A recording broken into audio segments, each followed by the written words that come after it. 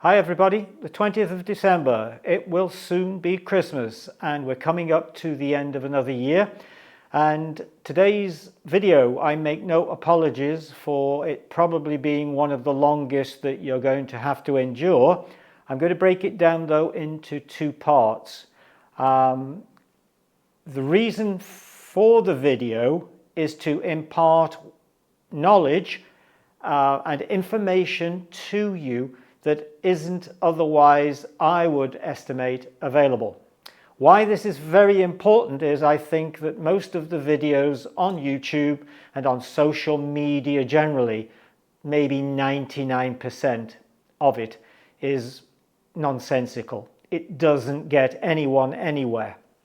If you had to ask what's it for, what's the purpose of it, then in many instances it's quite artificial, it's quite confectioned, it's not really achieving anything apart from just explaining in the main part how to operate something, how to fix something, or a cat video, or people driving around Thailand or Costa Rica, wherever they are. So this is something different today, and what I'm intending to do is that if the contents of this video are grokked, if you understand the nuances behind a lot of this, then you will understand completely the worldview that is presented to you on a daily basis. So as I say, I don't make any apologies. It's going to be quite intricate. I've made quite a few notes. I might have to refer to them, and that is solely because I want to make sure I don't miss anything. That having been said, the main emphasis on this today is a period running from approximately 1944 up until where we are currently, which is days away from 2025.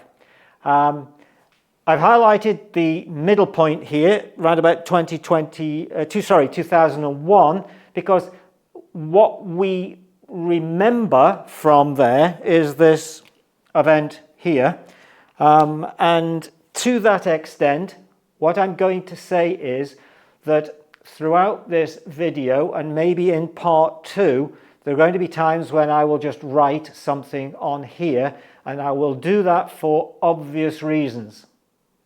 The main objective is to get this information out there, across to you, and this information isn't conjecture, it isn't up for debate, it isn't that type of information where you think, oh yes, I've heard of that theory, or yeah, somebody else covered that. What I want to assure you is what I'm covering today is factual, it has happened, and the players that are involved in all of this are real, and the events here for this, as we saw from my previous video, deliberately orchestrated, projected event are meaningful and are happening. So without further ado, what we've got to do is now go back in time. So I'll lead through this. We're going to pause for video number 2 around about here, and so this first part covers from 1944 right the way through to 1996, which is a particular period we need to look at, into 2001 for what happened here, why it happened, and what was the perspective going forward. The main parameters we need to look at here are prior to this watershed event, as we could call it. Everything was focused on communism, and everything following here was based on a war on terror, and in effect that war was against Islam. That was the watershed break, with that event happening on 9/11. Now what's very interesting is if we go from September the 11th, 2001 to September the 11th, 1991, exactly 10 years before, would that 9/11 event ring in anybody's memory as being quite a pertinent event?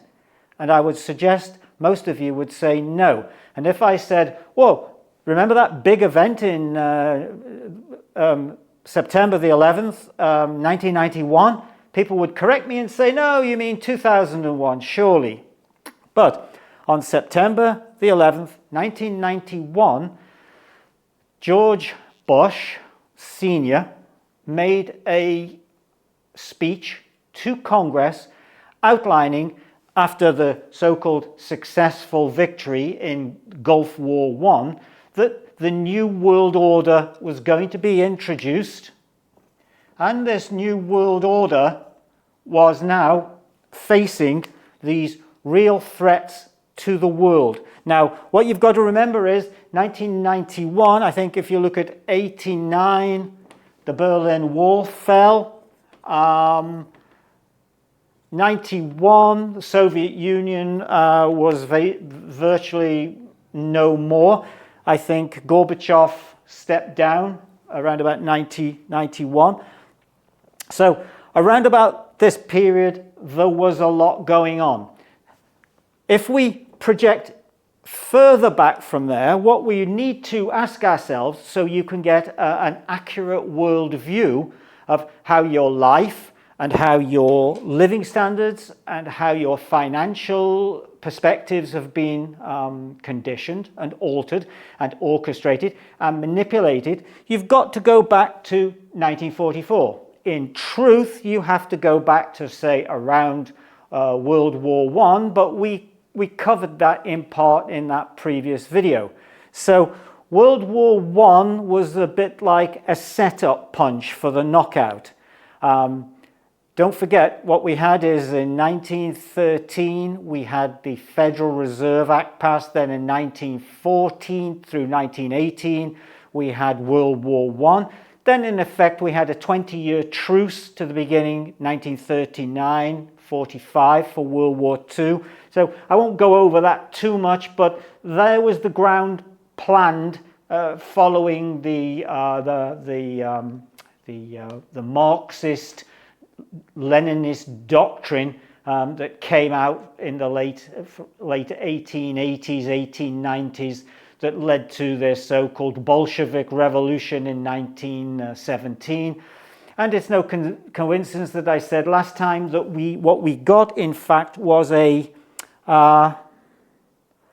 got two major areas that came under communist control. We had the Soviet Union, we had China, and those two combined were then the bedrock for the colonization of the planet.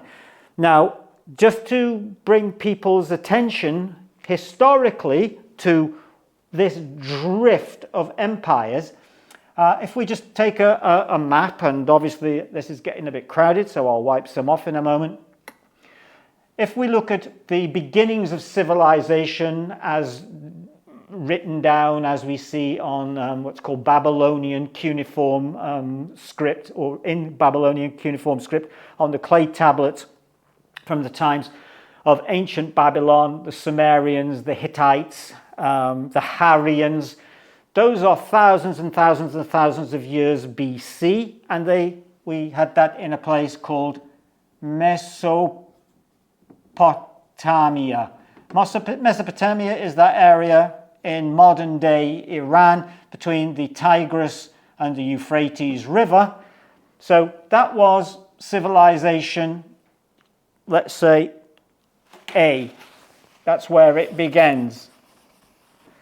Then what we do is we have a drift from there into Egypt. From Egypt, the great civilization of Egypt then moves into Rome. Then from Rome, it drifts into the establishment of the empires of, shall we say, the Dutch Empire, the reign of Europe, or really the Spanish, the Portuguese, the Germans to an extent in Europe, but we had the British Empire coming on top of that. But then we drift further and we go over now from Britain, leapfrogging to the empirical reach now of the United States.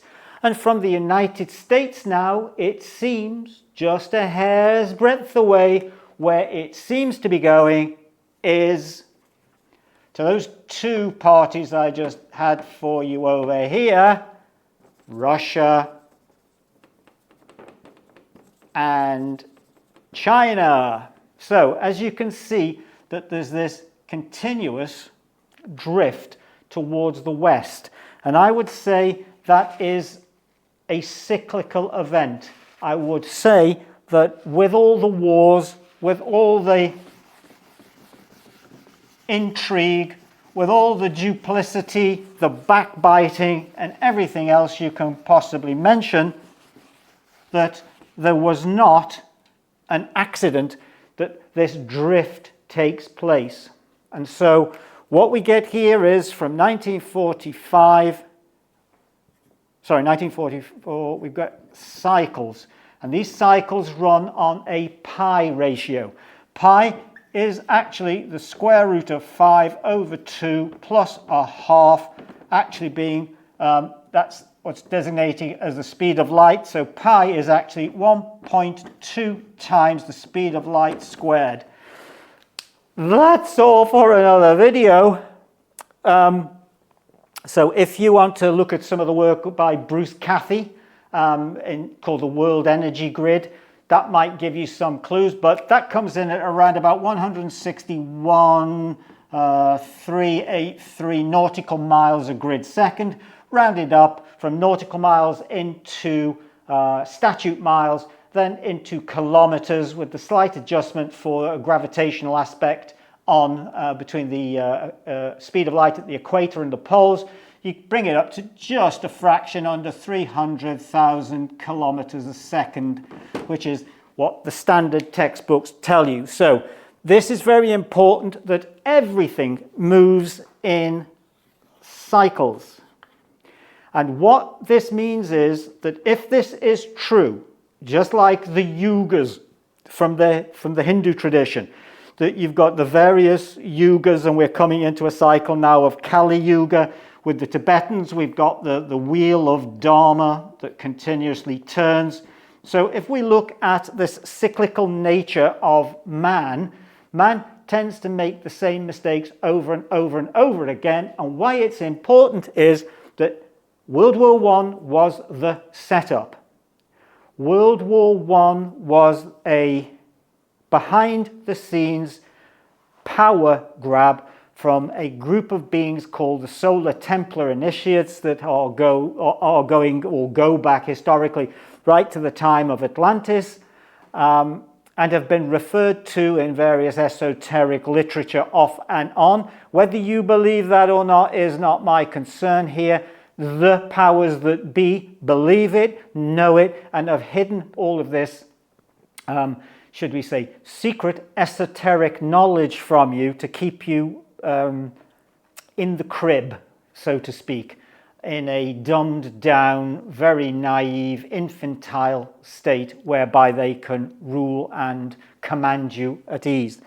So, 1944, Bretton Woods, coming up to the end of World War II. Very important, because Bretton Woods was there, the World War, Second World War, was there for only one reason.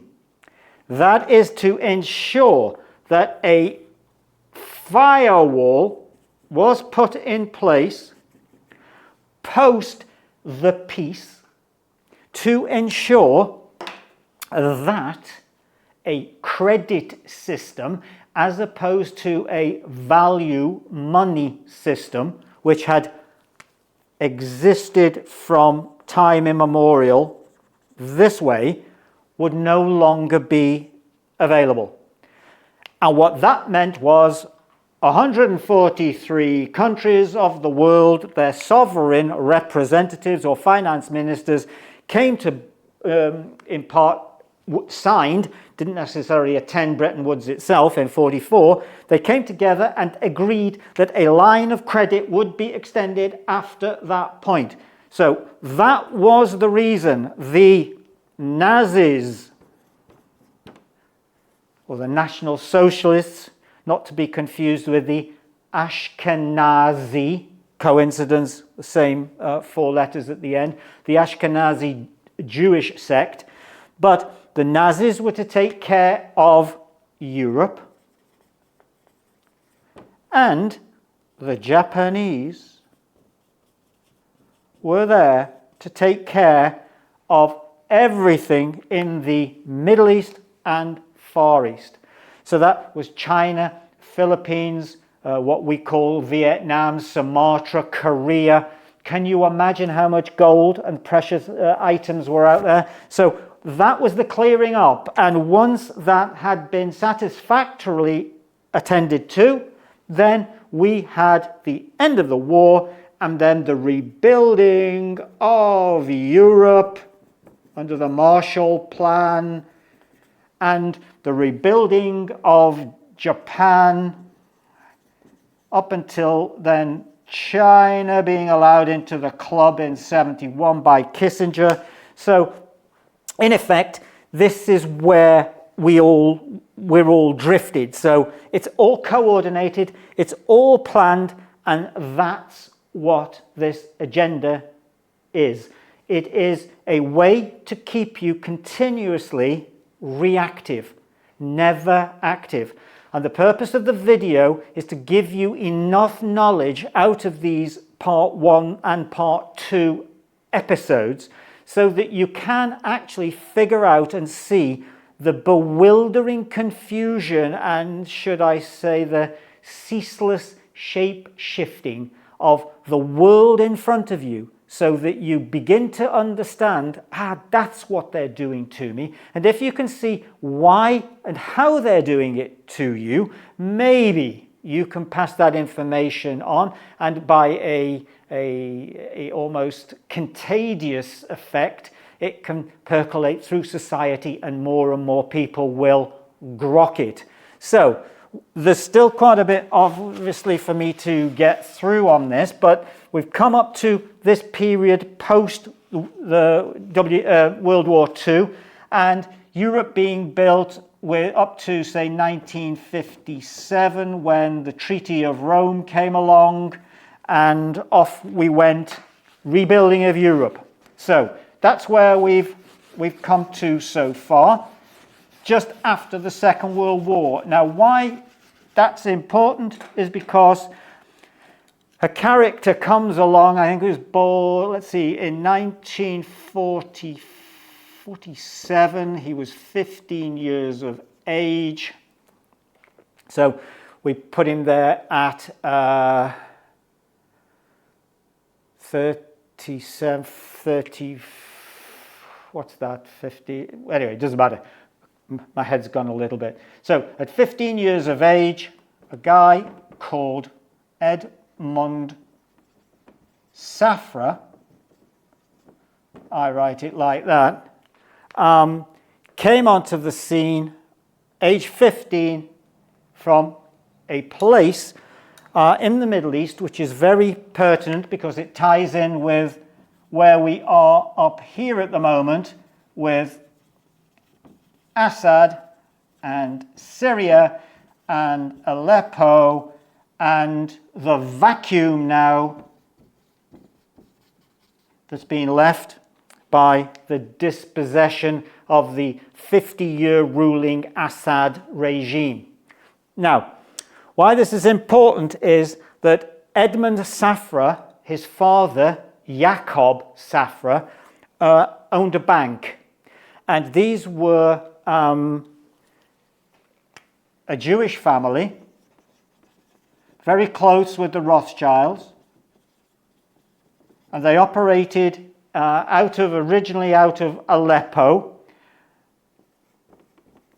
and they were old money bankers, okay? Their priorities were always physical stuff, so they were traders. Now, Edmond, at the age of 15, with a compatriot, or almost like a guardian, only 2 years older than him, he was sent in 1947 from Aleppo to Milan in Italy. So he was sent to Milan, and I'll just check off my notes how much. Let me just see if I can get that figure.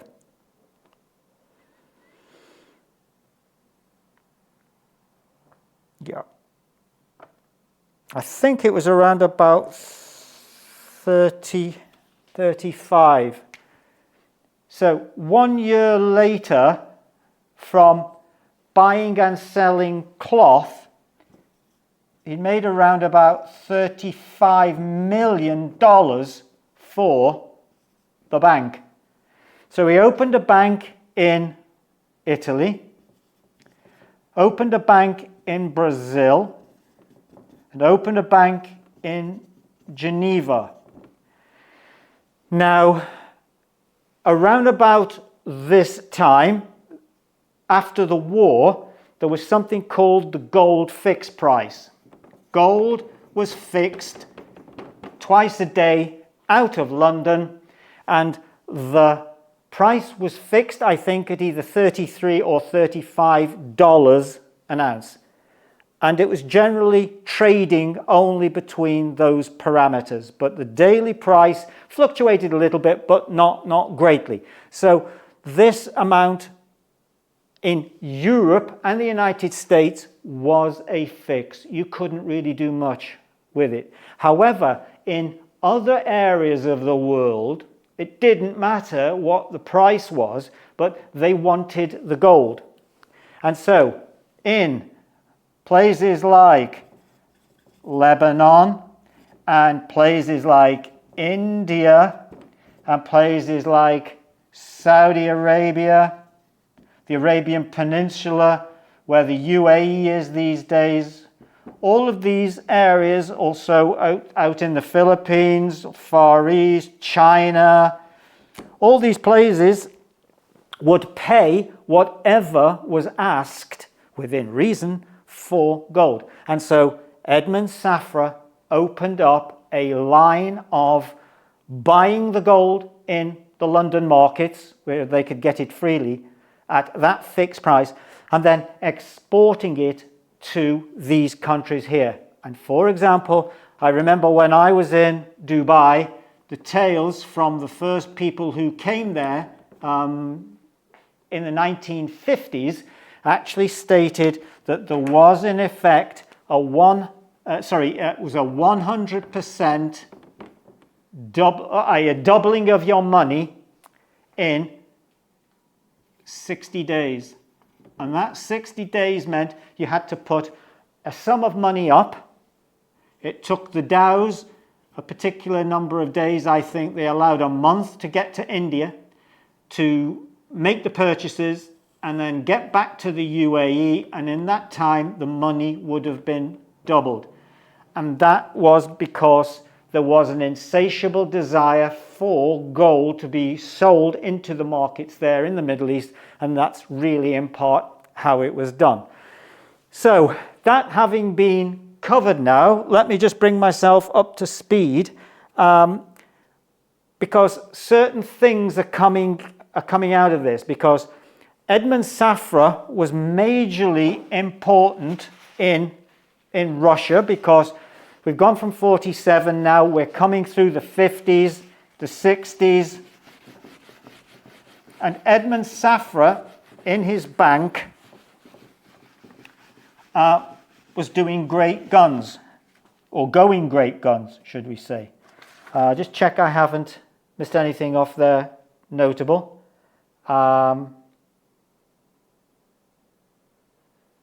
No, I think I've covered. Okay. So, what we get to is more modern days now. We've had the fall of the Berlin Wall, we've had Gorbachev out, we've got Yeltsin coming into power, and we're coming slowly. We had 1971 with the Nixon shock for gold, which I covered last time. So we're coming up to a point now where around about mid-90s, 1995, don't forget Bush in 1991, September the 11th, had made his 8-point stance upon where the world needed to be going. Don't forget also in, I think it was around about correct me on this, I think 1982, it could be 84, we had Klaus Schwab setting up his World Economic Forum, but he set it up in competition against something called the World Economic Conference, which had already been going and was being run by a guy called Marty Armstrong, who was a bit of an expert and is called the forecaster.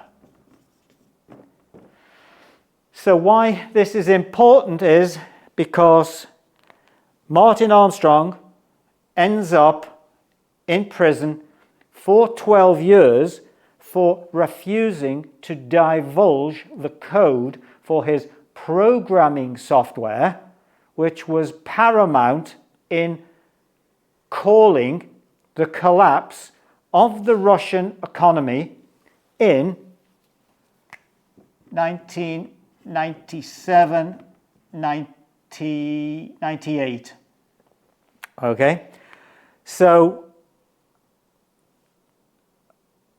97, 98 was the collapse.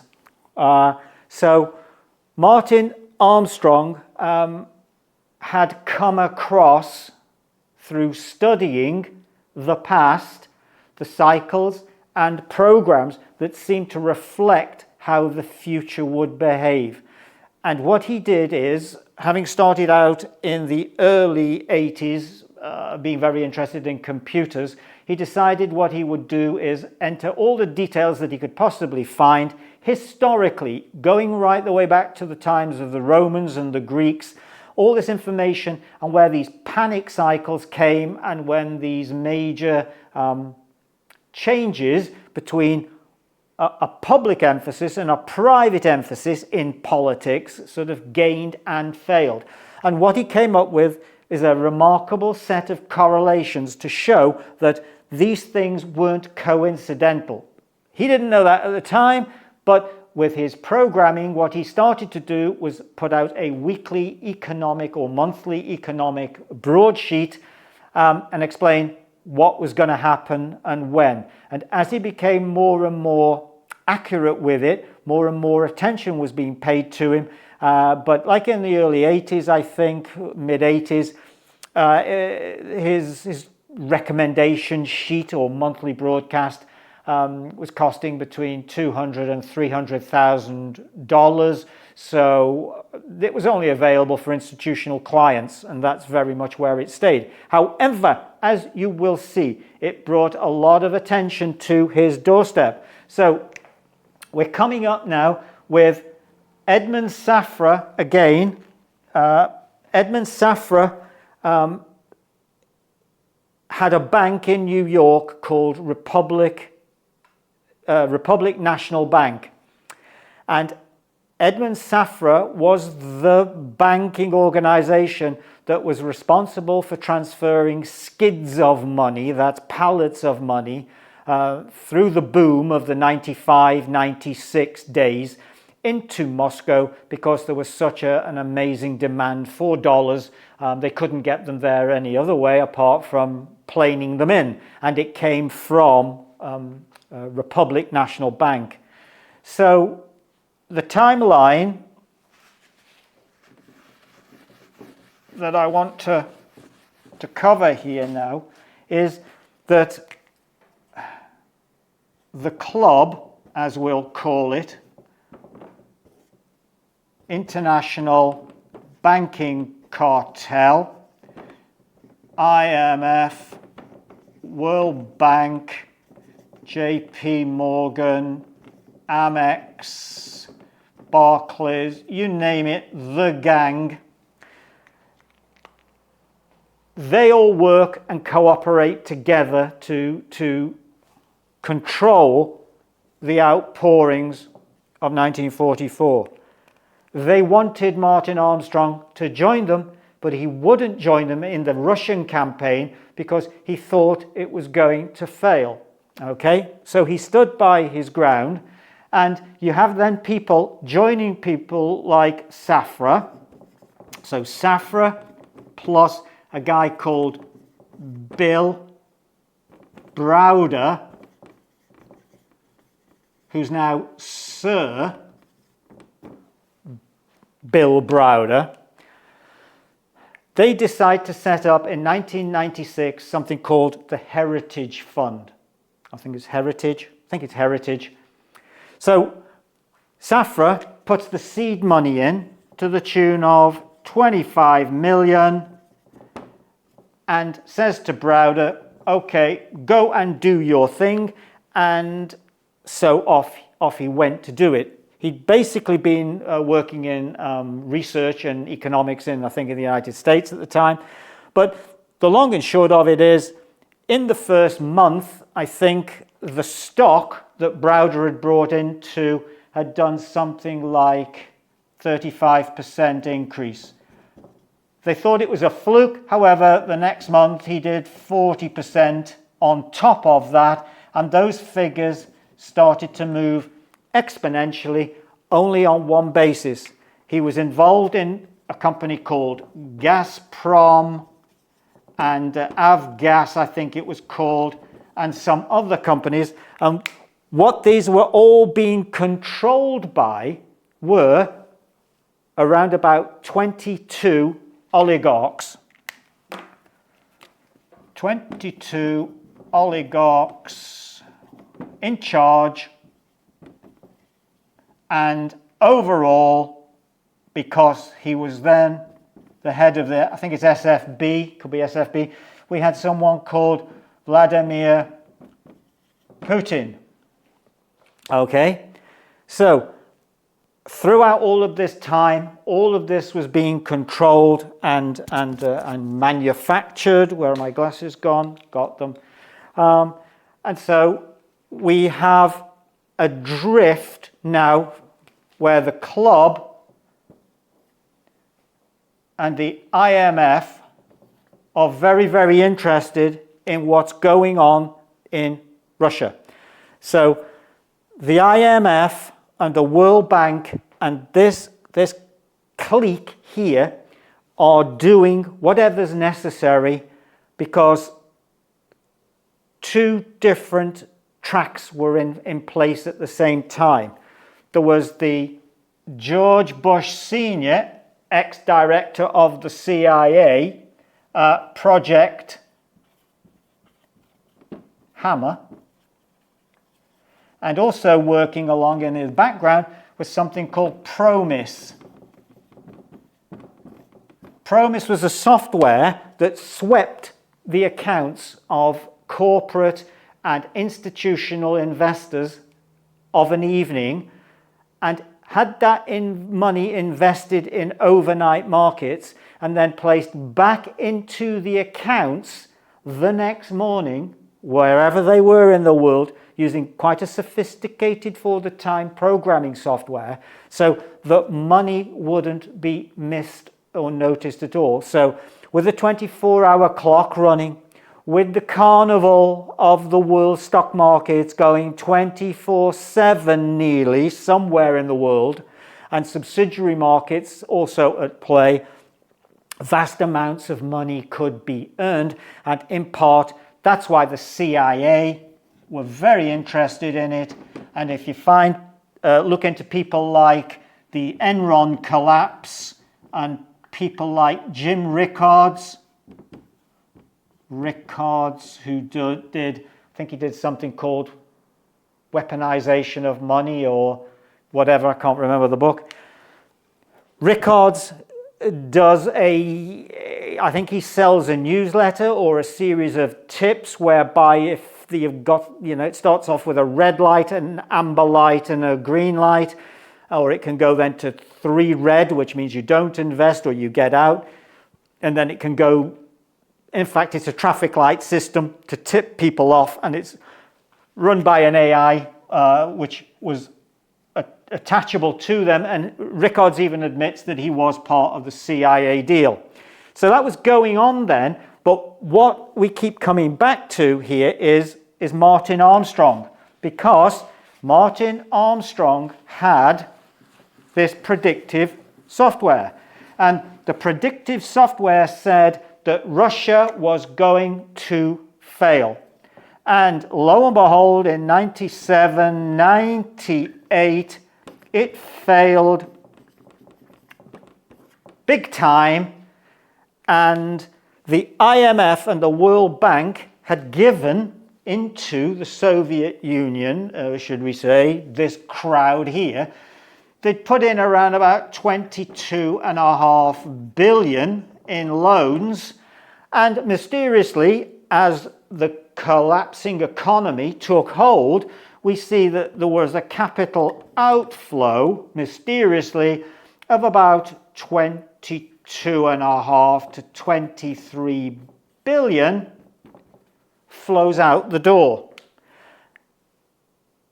Responsibilities. Safra was massively involved, don't forget. The Republic Bank was the one that would transfer these monies, so anything to do with the Middle East, anything to do with undesirable areas of the world as commonly portrayed, would be handled out of New York by Safra's Republic Bank.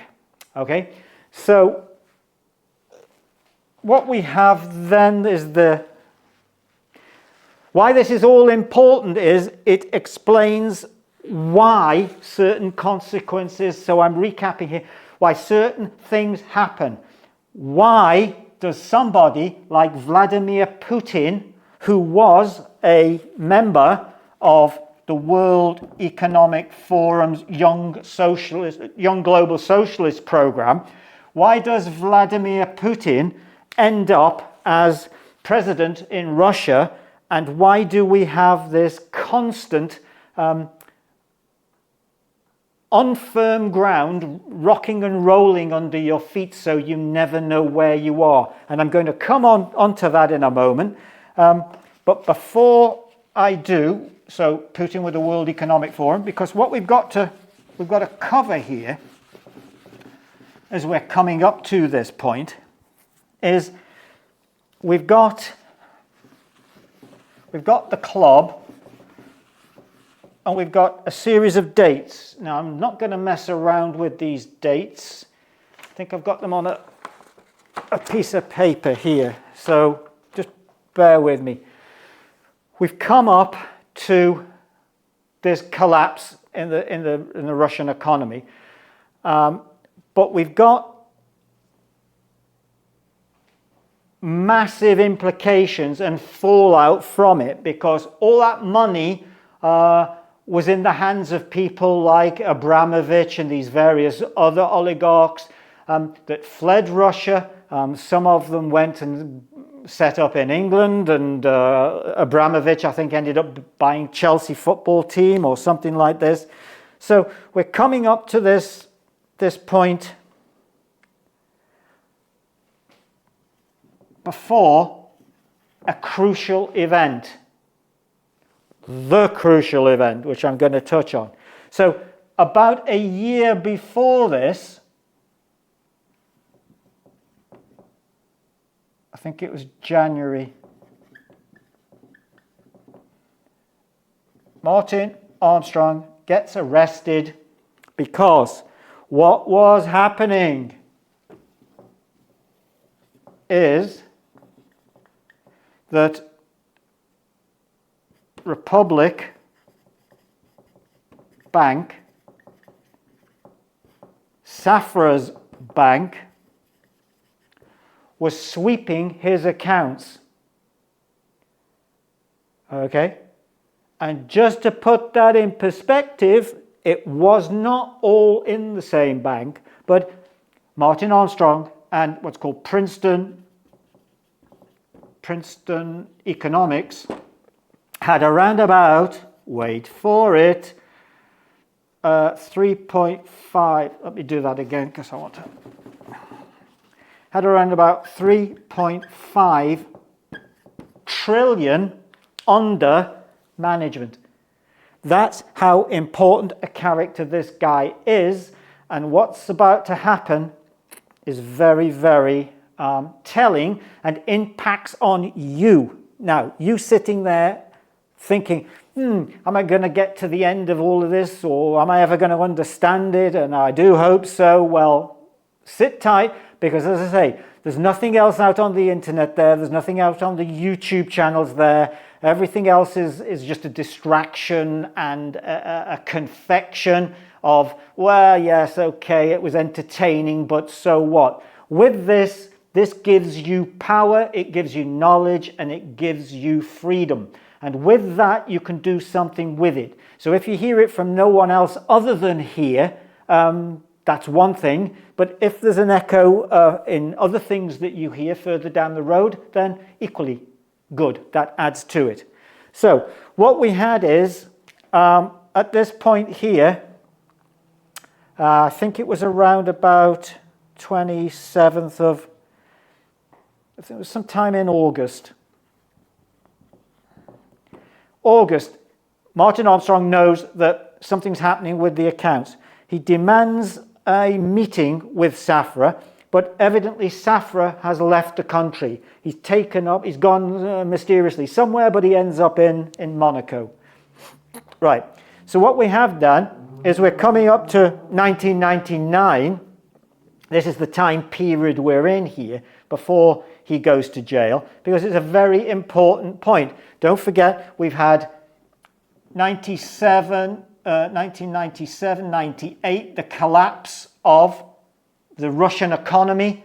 This Project Hammer is part of the neocon agenda to destabilize Russia. That's what they've always wanted to do, but there are competing factions, some trying to keep it up, some trying to keep it down. This is why we've got this bogeyman thing with Russia. However, if we can remember that Putin and Klaus Schwab and the World Economic Forum are like that, and Putin met as the head of FSB. He met with Henry Kissinger multiple times, Kissinger being the godfather of so-called the New World Order agenda.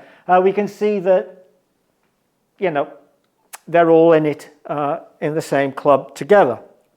So what we get here is that, I have to make a bit more room. This is like 1999 now, and what we get is August the 9th, the then president of Russia, a guy called Drinker Boris, not Boris Becker, Yeltsin, announces on August the 9th that Putin is the prime minister. Okay?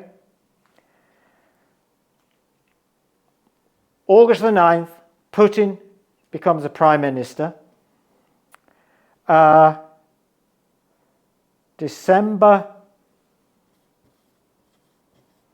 the 3rd here, December 31st. So by the 1st January, on the 31st of December, Yeltsin steps down and announces that Vladimir Putin is now the president of Russia.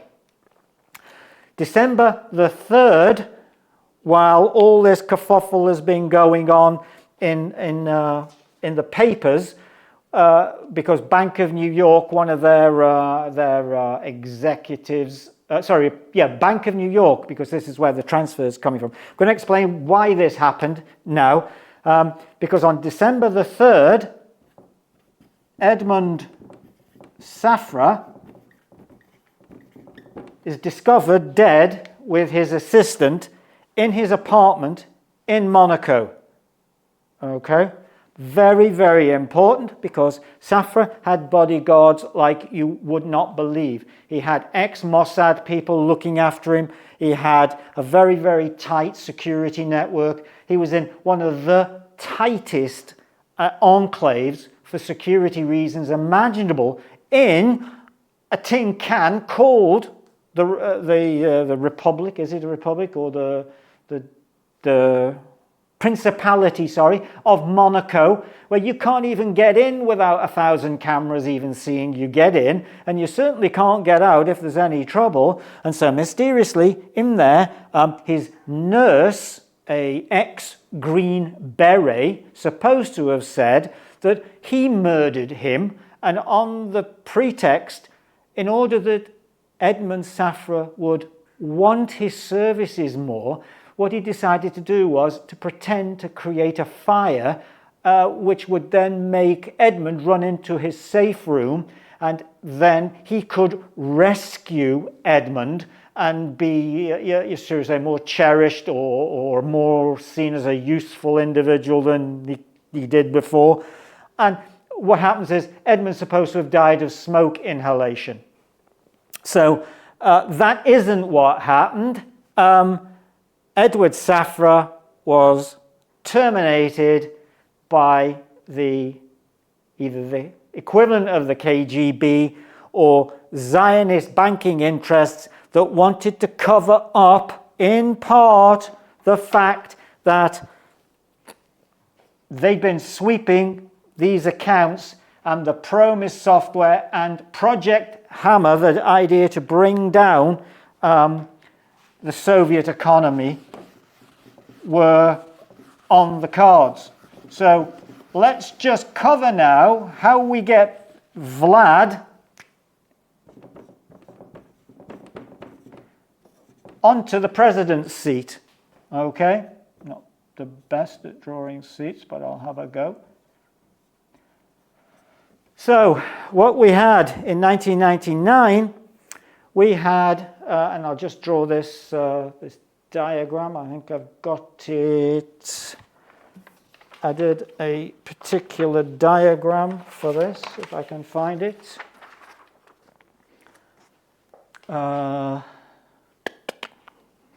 Okay. Can't find it, so I'm going to have to wing it. Strange how these things happen. So what we've got is the club, and we've got Safra at the Republic Bank of New York. Okay, so we have then Yeltsin. We've got his number 2,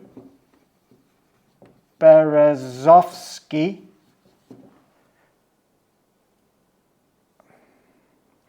And what we've got is Putin here. And we've got these lines here. So let me just see if I managed to find my perfect. Right, okay. So what we've got is the following. And it's quite a complicated scenario, because what I wanted to do is just highlight how this was all set up.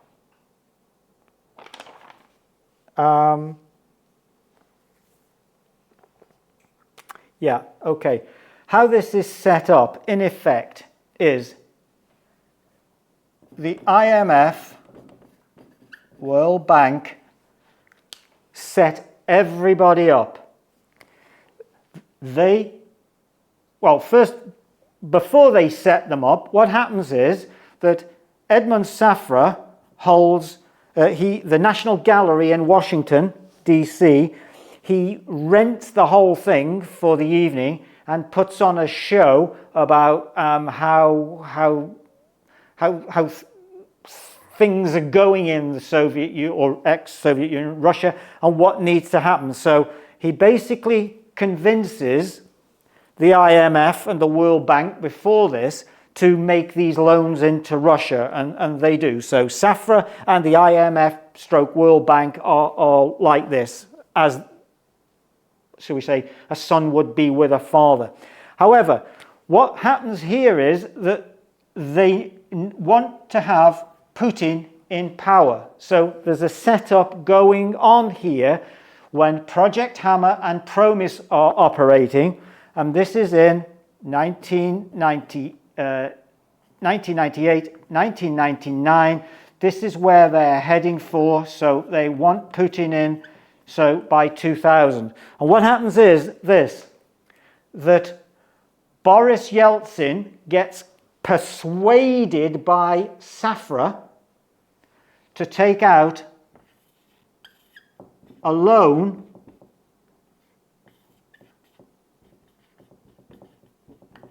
of $7 billion for the refurbishment of the Kremlin. Okay, that money doesn't get sent by Republic Bank. It gets sent by a Rothschild bank called the Bank of New York, which, if you go and look and consult the press items in 1999, early 2000, that's where they then ended up in a lawsuit and eventually decided they needed to settle and all the rest of it. So the long and short of it is, Yeltsin gets a loan from Bank of New York. It's a Rothschild bank, and it goes to a bank in Geneva. Could well have been a Safra bank, not sure. But the moment that that money arrives in this account, Safra immediately goes to the SEC and whistleblows and says, hang on, there's some money laundering action going on here. 7 billion has just been transferred from the IMF, World Bank, whatever, to this bank in Geneva. And so at this point here, Boris Yeltsin realizes, maybe he gets told, he's been set up. Because the club say, unless you step down, Boris, we are going to finger you for corruption, and that this money has gone into an account that you have access to in Geneva, and we are going to call it out and trash you like they would do with anyone. So the alternative for him is he steps down, gives some reasons of ill health, steps down, and in his place comes Vladimir Putin. And the deal from Vladimir is, I keep the 7 billion, I'll take care of everything. And so that brings us up to early 2000s, and Martin Armstrong, I think January the 14th, 2000, gets sent to prison for the best part of 12 years for refusing to hand over the code that has been successfully predicting these cycles year in, year out, year in, year out. And so that is bringing us now to a point where the war on communism is just about to finish. The war on communism, though you wouldn't believe it with the press that is being given badly all the time to Putin and Russia and the communists in China, but you know, it's almost like lovey-dovey. It's an on-off relationship. They're nasty, but they're not that nasty. So this is what we've got here. We've got this deliberately orchestrated, planned event after event after event. And what this is all doing, and how this is coming out of, what's the architecture, what's the bubbling up that's causing it. So I've brought you up now to 2000. We're coming up to September 2001. There's not much I want to speak about up until that event, but I'm going to end this part by covering something that comes out of the test bed of Russia as it was the Soviet Union, and why it's so important to know. There's something called Hypernormalization. And it's a phenomenon that was brought out under the Kissinger doctrine in the 60s and 70s, really. So the people behind it, will just stick with the Soviet Union for now. The people who were behind it were primarily dissidents in the Soviet Union through the 1970s. What I want to cover is what's the word? Yeah, can never remember. Constructive, some of the adjectives and terminologies. Constructive ambiguity and the beauty non-linear warfare, and the third one, yeah, all under the gambit of perception management. So how this was all put together was that there were science fiction writers. I think the Strugatsky brothers in the 1970s. There was a film that they did, I think it was called Roadside Pic-Nic by, I think it's called Moz Films. Roadside Pic-Nic, and then another one called A Stalker, which basically outlined a reality where politicians didn't have to deal anymore with the complexities of life. All that the politicians were there to do now was to manage whatever scenario or system had come along. So if we look at what they were managing, 1985, 1988 as an example, and then Trump in 2015.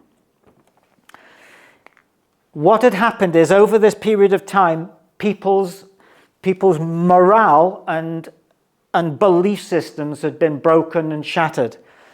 For example, 1985, there was something called the Rome bombings.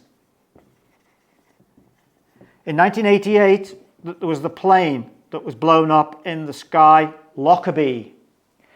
And it was the Syrians and Assad's regime. Continuous, Syria, Assad, just like today.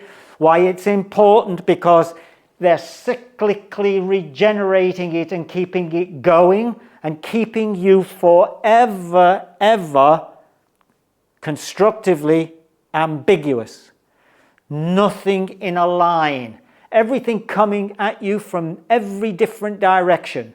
So you don't know whether it's up or down. You don't know whether it's a boy or a girl. You don't know what's real, what's fake, and they don't care. They tell you to your face, and what can you do about it? Seemingly nothing.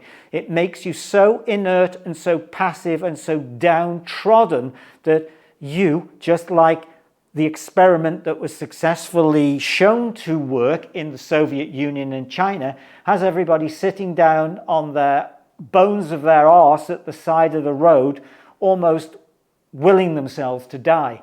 There is no oomph anymore. There is no desire to go and protest because, above all else, you don't know what to protest against.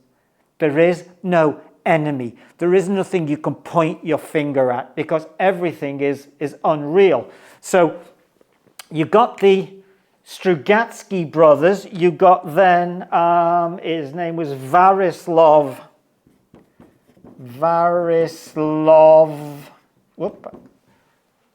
Zirkov.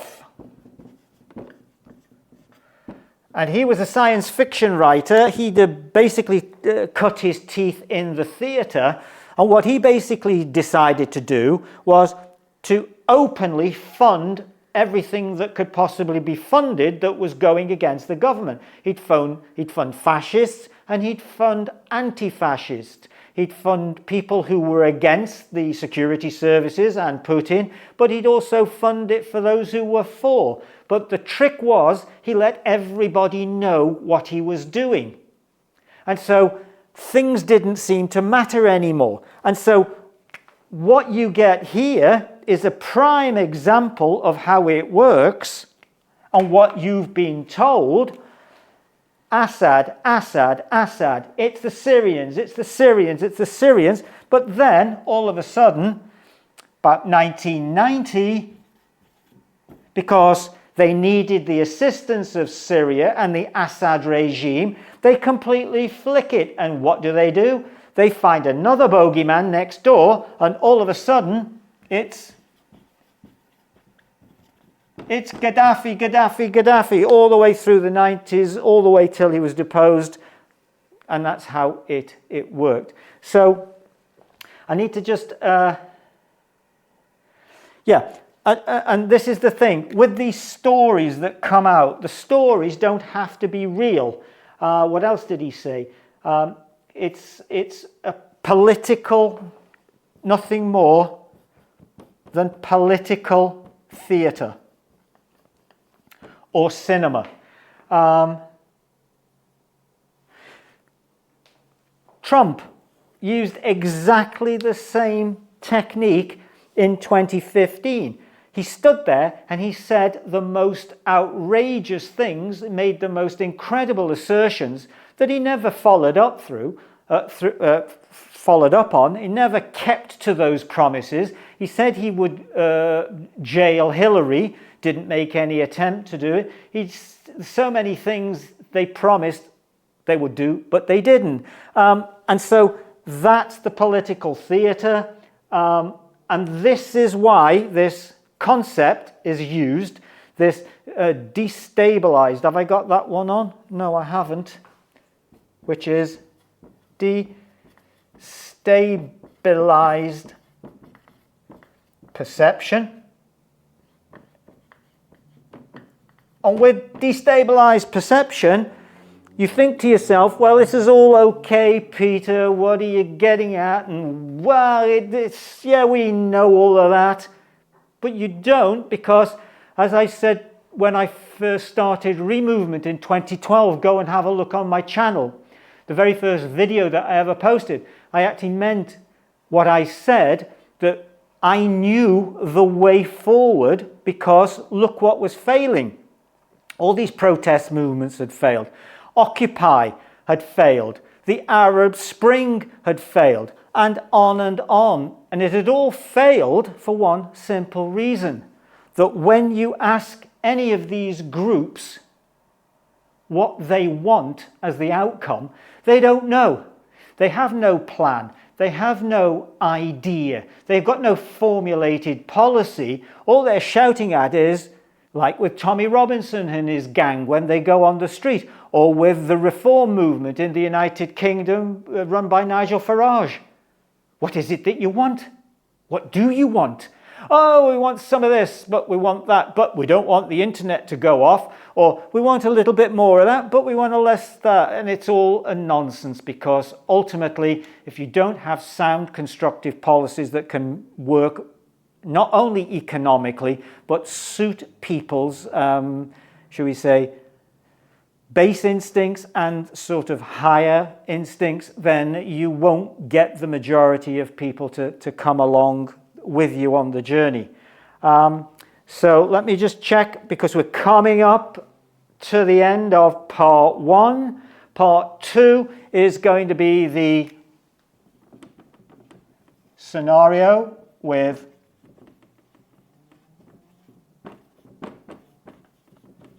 and we all know where we're going with that, so there's going to be maybe times when I'm going to be saying less than I should verbally. So anyway, so this is the backstory in effect. Let me just make sure I haven't... So the agenda, generally speaking, is a destabilization. To destabilize not only nations, but communities and countries. They destabilize it, so all of this not knowing what's happening keeps you on the back foot, and this is why you've got the Antifa movements, you've got the BLM, you've got the woke agenda, you've got it incessantly. The other big thing I'd like to just emphasize is this is in the UK, but it's in China, it's in the United States, but to a lesser degree, but don't worry about that, it's already there for you if they need it.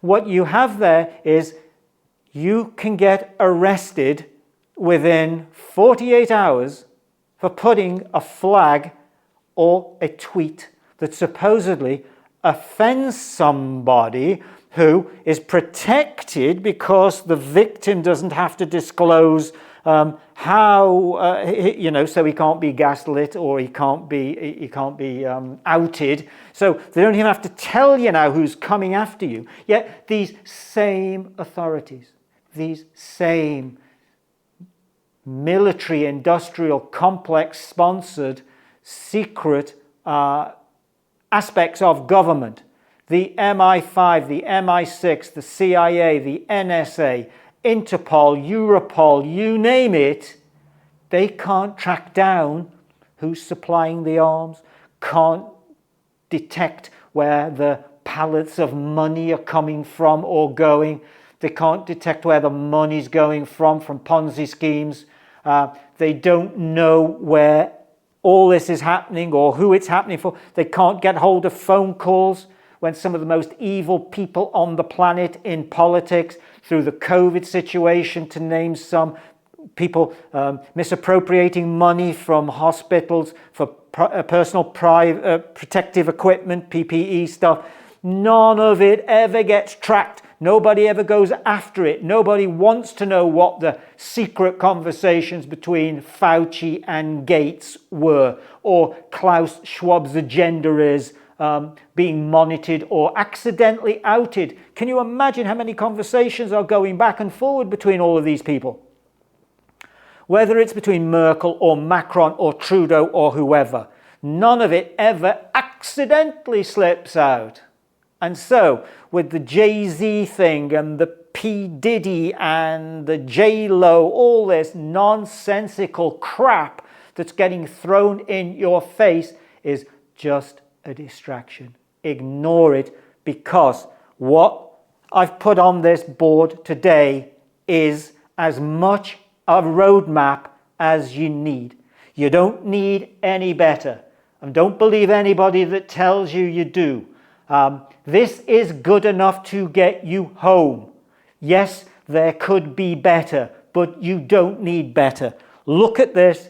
It's irrefutable. It's factual. It's going on now, and it's getting worse. There are ways out of it. That's not the point for this video. So I'm going to cut it there. That's now in 5 minutes. I'm going to be starting part 2. You don't want to miss that because it's a biggie.